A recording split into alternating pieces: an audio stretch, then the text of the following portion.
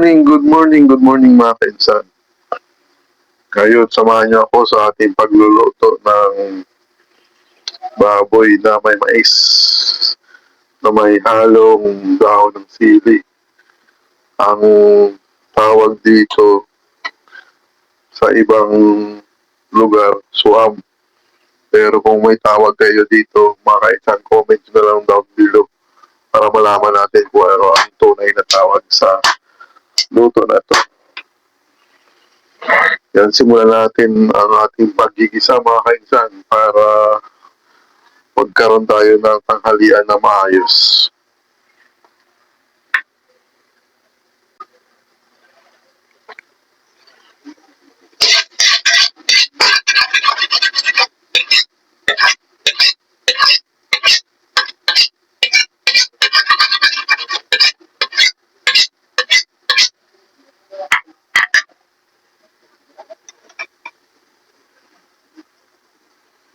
Yan, maglagay tayo ng mantika, kainsan.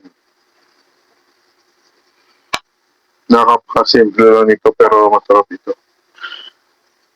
Sarap yung lasa. Kasi haluan mo ng ginadgad na mais, kainsan. Yan, mainit na ating mantika. Gisa mo ulit tayo ng bawang.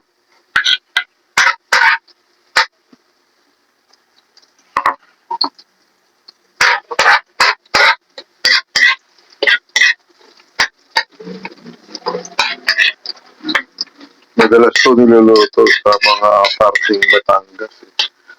Pero hindi ko pa rin alam kung ano ang tunay na tawag dito. Kaya comment na lang yung mga kainsan para malaman din natin yung tunay na pangalan sa luto na to. Natagal ko na ginagawa ito pero wala pa ako eksaktong alam kung ano ang pangalan ng luto na to.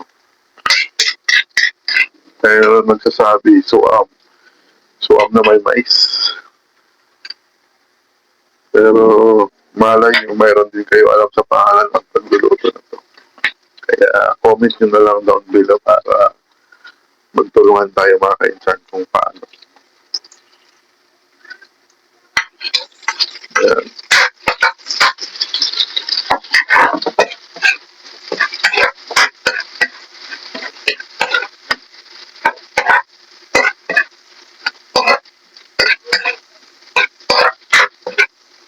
Ayan natin muli ang yan, baba ko na.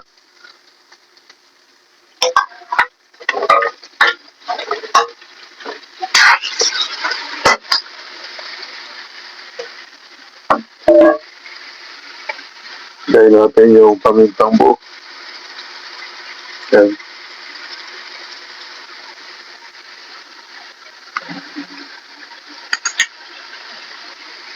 Konting asin muna, kainsan. Para lang maluot ng lasa.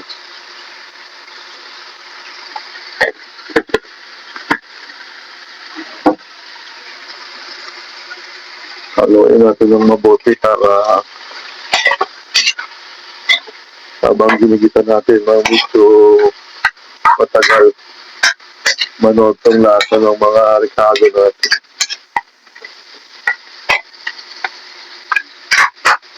Yan, kung nanonood kayo mga kainsan, magandang umaga sa inyo o tanghali. Kung saan kayo panig ng mundo, magandang tanghali o magandang umaga. Gawahan niyo ako sa ating pagluluto ng ating mais na ginadgad na may baboy. Buto-buto.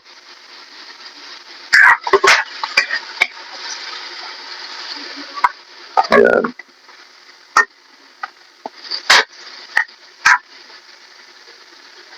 Takitan muna natin kayo mas malasa yan pa. Masyado natin na palabas yung sariling katas. Kaya yung isa sa mga teknik. Kailangan tagalan mo yung pagigisa kayo.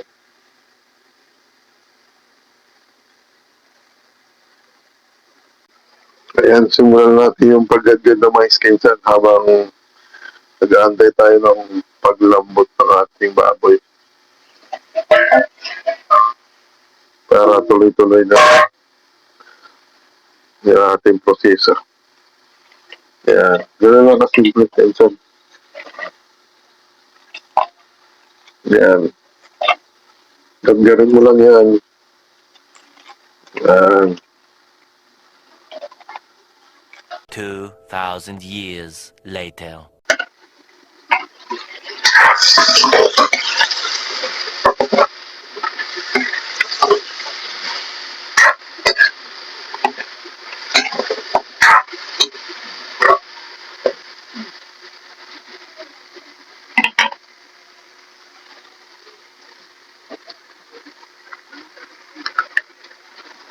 Lagyan na natin ang sabaw.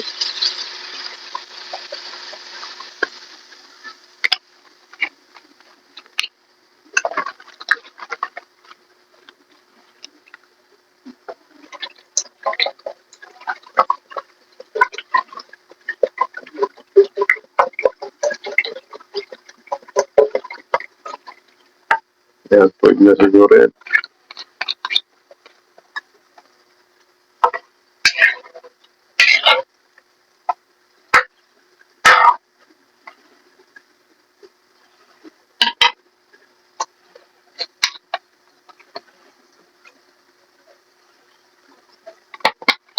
Yan, pagkulo niyan, Kainsan, ilalagay na natin agad yung ating mais.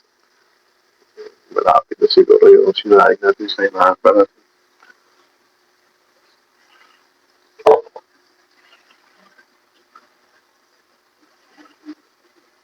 Yan.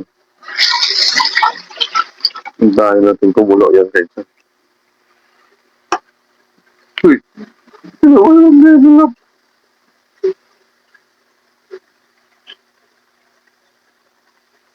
Ngayon, balik natin kung malambot na.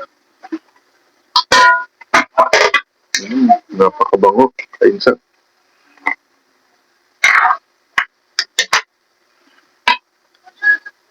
Tapos tingin natin ang tinidor ito.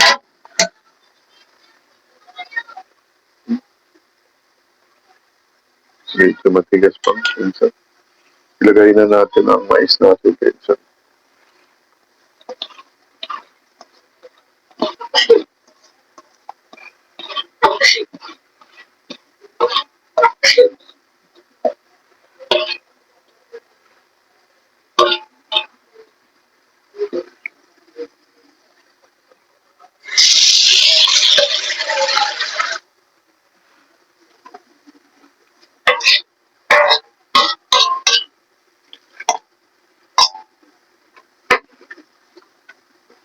Ayan.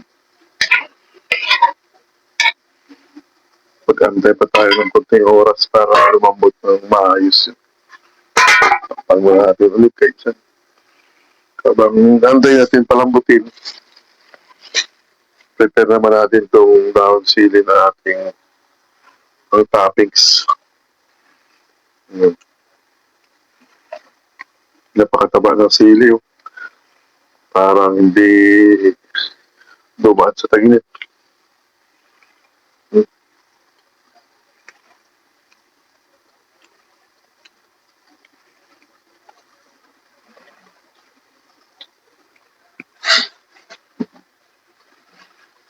Sama na natin itong dalawang sili pang sigap.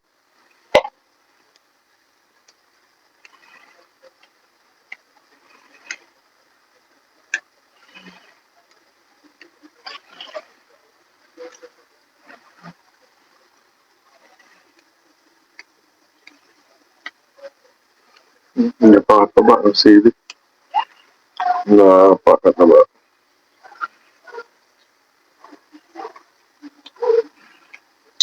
Walang tag-init yata doon sa paniman nito. Talagang mataba. Parang hindi nakaranas ng tag-init.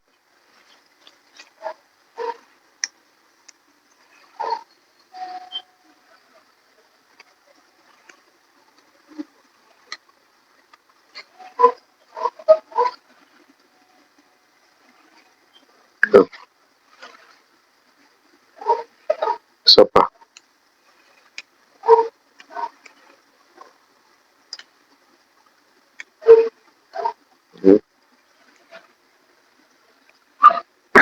Okay.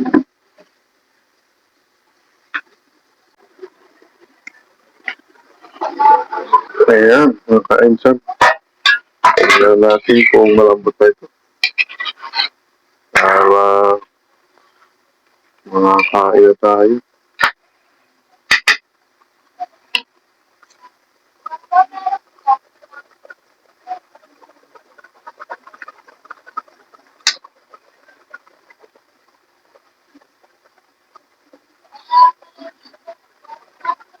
Konti.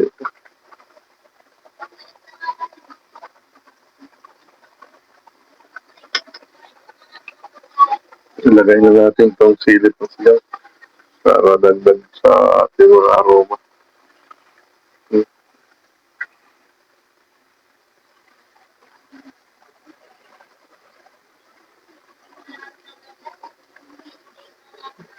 Ano, ayan mga kainsan. Ayan na yung ating suwang na baboy yung may halong mais. Malapit na ito maluto kainsan. Kaya hintay-hintay lang tayo ng konti para malambot na. Ayan.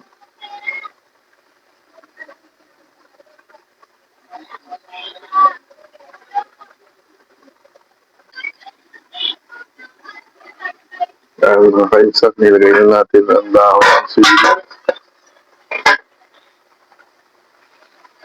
Nakuha na natin yung tamang lambot ng baboy natin.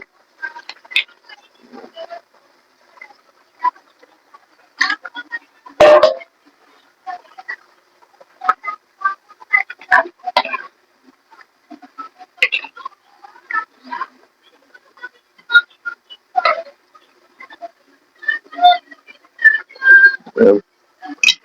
Ilagay na natin yung bing-bing-bing natin kainsan. Yan, bing-bing-bing-bing-bing-bing. Ala ship boy. Ayan. Luto na ang ating baboy na may ginadgad na mais, kainsan. Tara, samahan nyo kami sa aming tanghalian, mga kainsan. Bye-bye. God bless you all, kainsan.